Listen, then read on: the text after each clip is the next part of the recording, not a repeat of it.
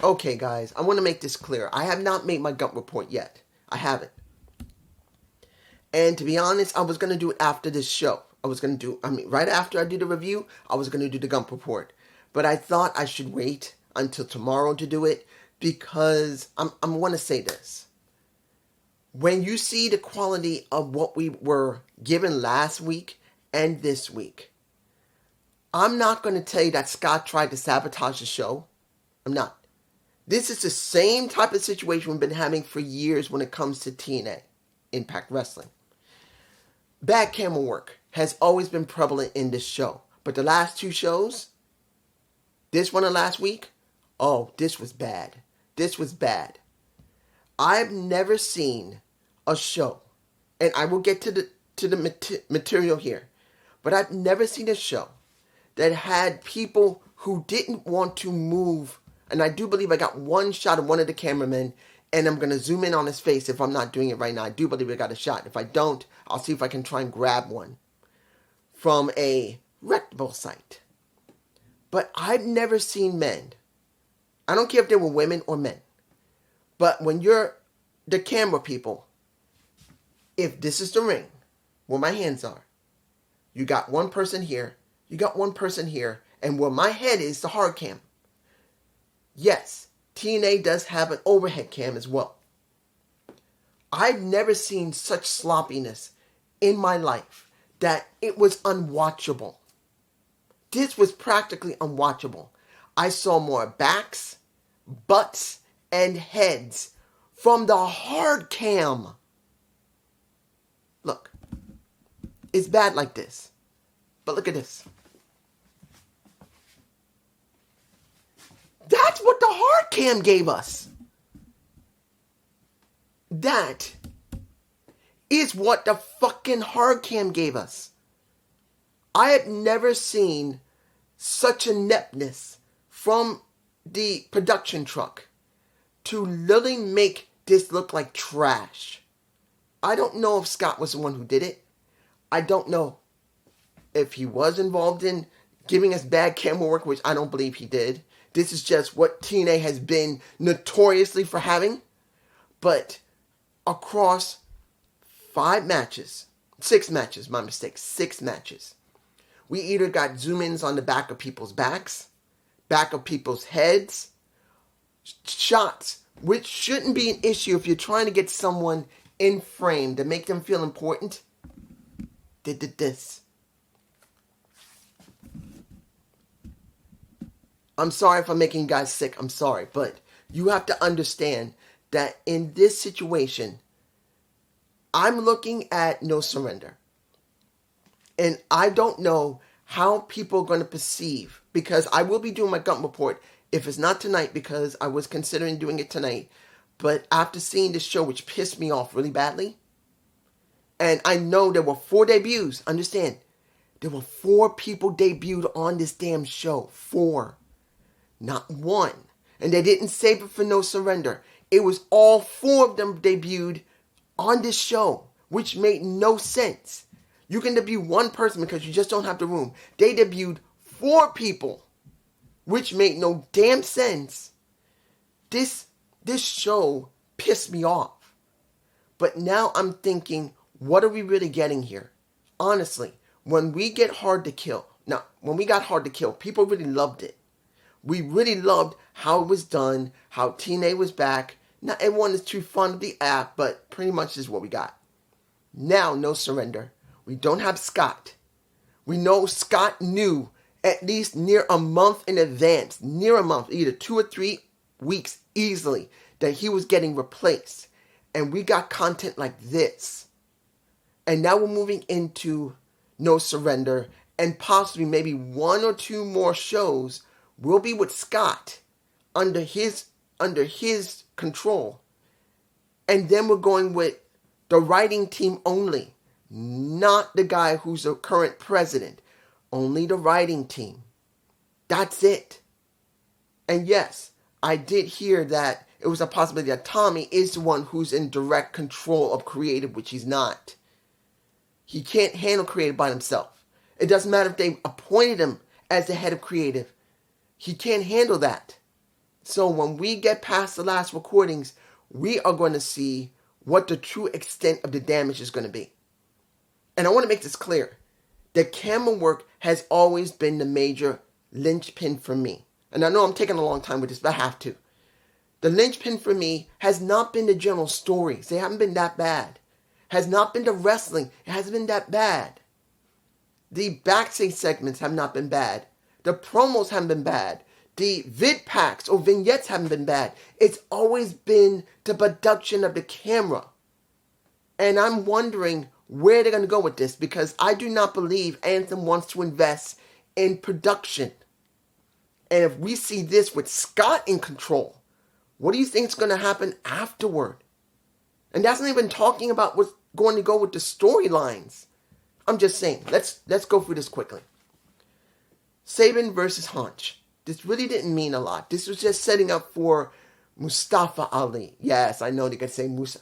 I'm not doing Mustafa. I like Mustafa. Mustafa sounds better than Mustafa. I'm sorry. Mustafa doesn't sound as good as Mustafa. And it's not because of the Lion King. Mustafa sounds better than Mustafa. No, it doesn't. It doesn't roll off the tongue. The first one does. The other one doesn't. Taking away, it was from the Lion King. Okay? But their match was all right when you could watch it, because the match was very hard to watch when you see more butts and backs and heads from the hard cam. Not even talking about the cameramen who refused to move their positions. Remember, they were like this. They didn't go like this. They didn't go like this to try and catch what's going on in the ring at this angle or try to go in at this angle. No, they stayed exactly in the same spots. They don't want to move.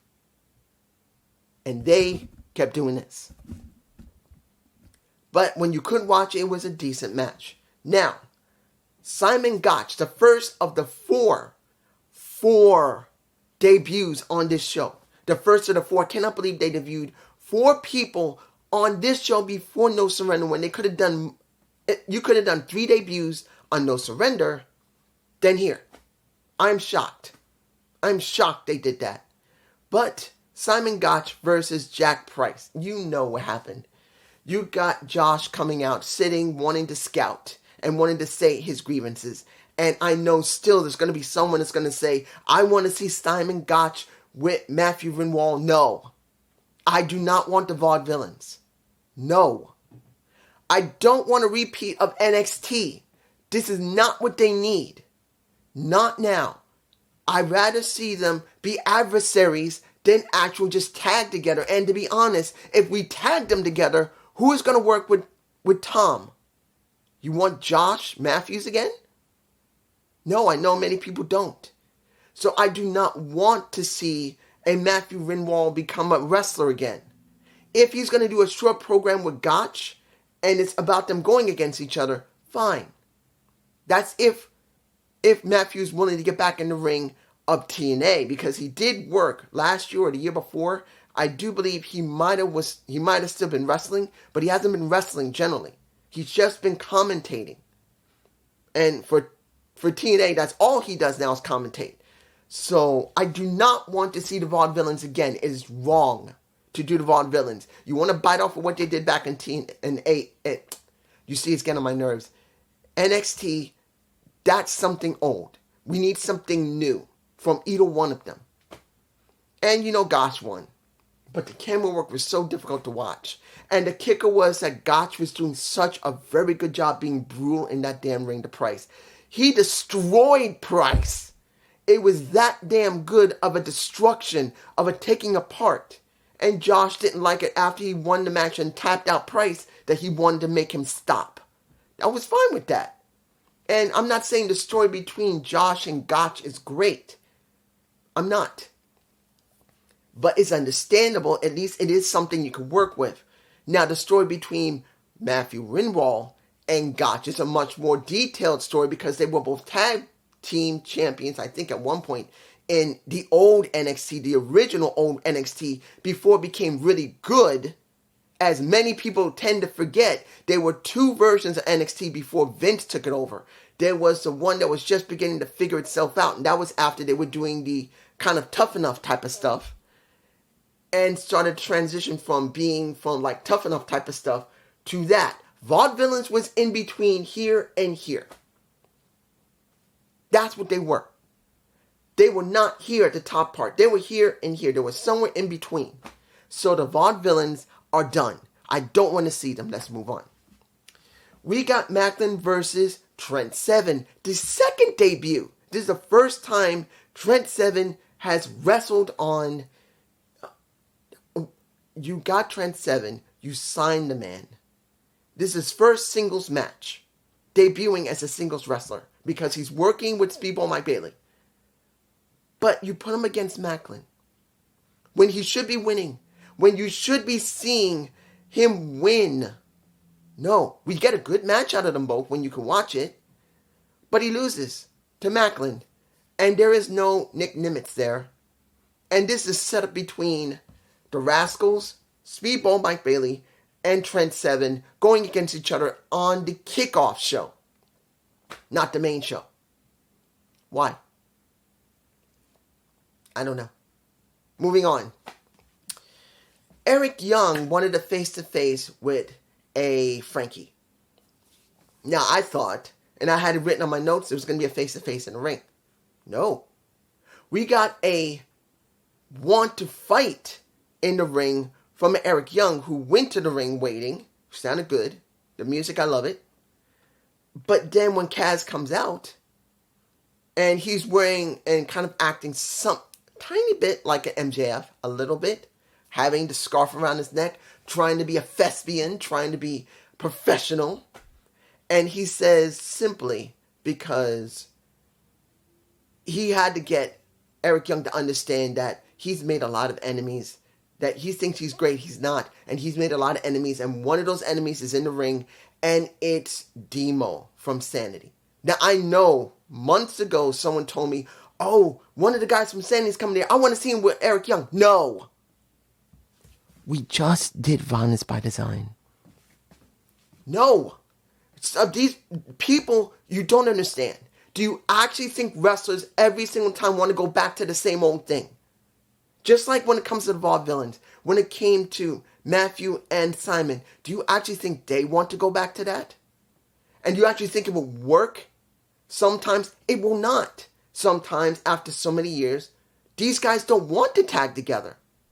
And in this situation, when we already had Violence by Design, then the Design, you want to go back to Sanity, which Violence by Design is based on. The only difference, Demo was not there. Or did you forget Joe Dorling, who is still fighting brain cancer as far as I know. He probably had radiation treatment and he's still trying to recover from it. You want to go back to that. Are you so determined to look at the old stuff that you don't want new stuff from a Demo or from an Eric Young?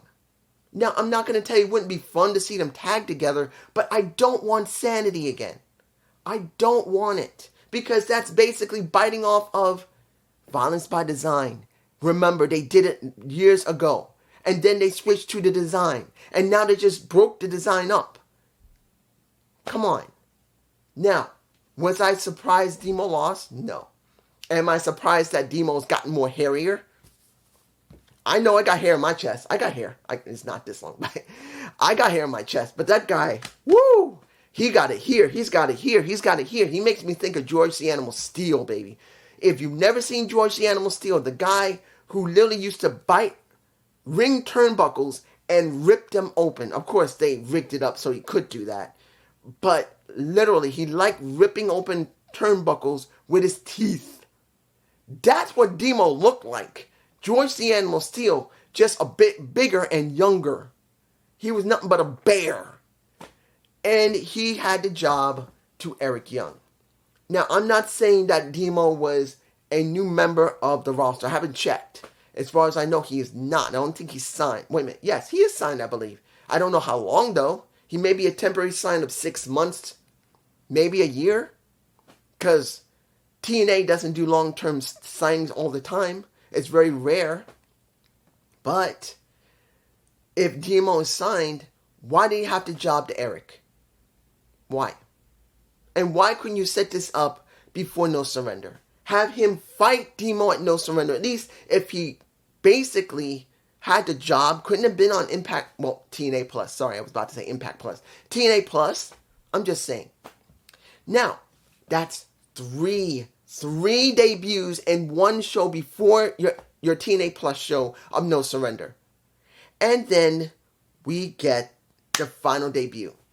One I was quite interested in seeing. Ash of Elegance. I was very curious of how she was going to work in the ring and how she was going to present herself coming down. Look, I know a lot of people say, oh, please, Dana Brooke can't do shit. Yeah, she got a nice pair of tits and ass. Who cares? She can't do anything. Stop it. As I've said before, stop it. When someone doesn't work in another company, does not mean it will be the same thing in another company. Her being Dana Brooke in WWE, as if you heard Busted Open Radio and her talking there, she was restricted in what she could do. Understand? She did the best with what she was allowed to do by Vince, not Triple H. Vince. Understand that. Now understand this. Was she different when she came out? Yes. Did she have a different persona? Yes. Now, the ring work. Was her ring work good? Oh, wait, almost forgot the Iceman. Can't forget the Iceman. Iceman, as the one who introduced her. Perfect. She needs a mouthpiece. Iceman is perfect for that. He went and stopped Josh's wife. I forgot her name. But he now is the one who announces her. And that's wise to do. Let him do the announcing for her. Let him be the mouthpiece for her. Let him do all the arrangements for her. She has a valet. There's nothing wrong with that. I liked it. Now, was she good in the ring?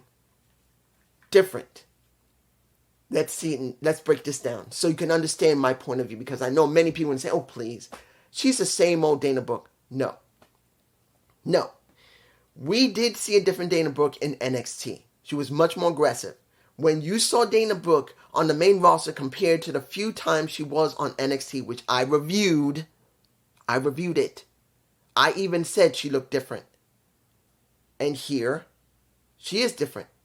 You could tell that she's highly aggressive. She's talking a lot more, which that's what she did in NXT. She didn't do that on the main roster. She didn't do it in SmackDown, and she didn't do it on Raw. She didn't talk to her opponent. She just did the moves, screamed yeah, and just did what she had to do. When she was in NXT, she was a lot more aggressive. She talked a lot more in the ring. And she was willing to do, at least in that ring, a helo. Jumping off the top turnbuckle to do a helo onto her opponent. Or basically a whisper in the, well, not a whisper in the ring, but you know what I mean. I'll give you this. Did she use most of the same moves that she normally does? Yes. But did she do them in a way that made her feel different than the Dana Brooke from WWE? Yes. To a certain extent. This is her first debut in a new company and having her first debut match. I do not expect her to get it done right, but she did better than the Inspirations. As you remember, the way they did the damn stick was the same thing. Here, she didn't act like Dana completely. She acted like a sexy bombshell, which Dana never used to do. To a certain extent in NXT, she did. She only had a little bit of time to do that. She dressed as Catwoman on NXT. Yeah, everyone saw. You know what I'm saying. You know what I'm saying. You saw her there. She was different compared to what she was on the main roster. She didn't have that type of character on SmackDown or Raw. NXT, you could say, is the beginnings of what is here in TNA. And she didn't have much time in NXT to do. So this is basically a carryover of her NXT work that she was beginning to build.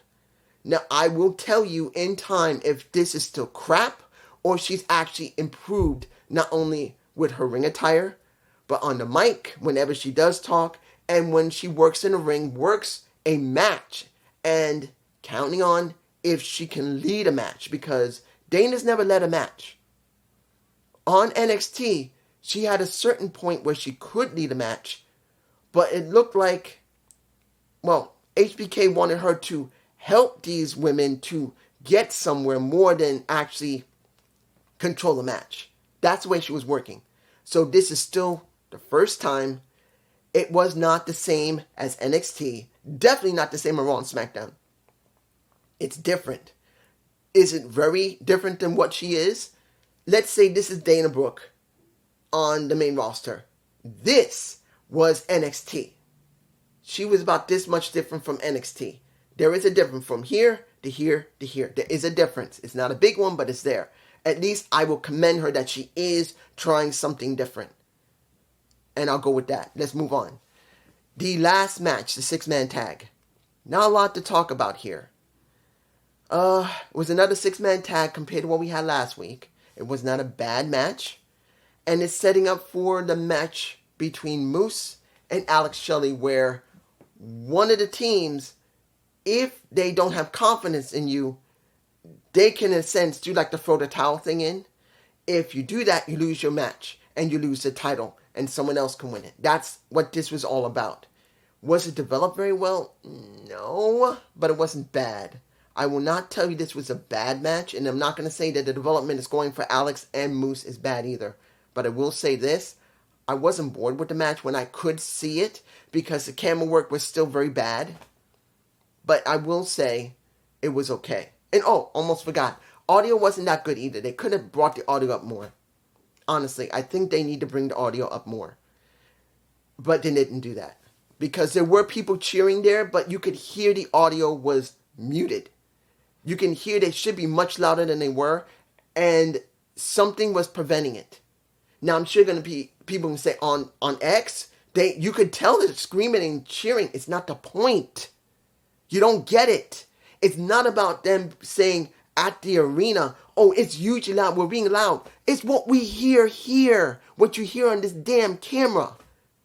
If I'm like that, are you really hearing me? Or the one that might be in the room with me. If I had someone in the room with me while I'm doing this, they could hear me. But if you couldn't hear me, and they could, and they release it on the X and say, hey, everybody, he was talking great, but no one heard me.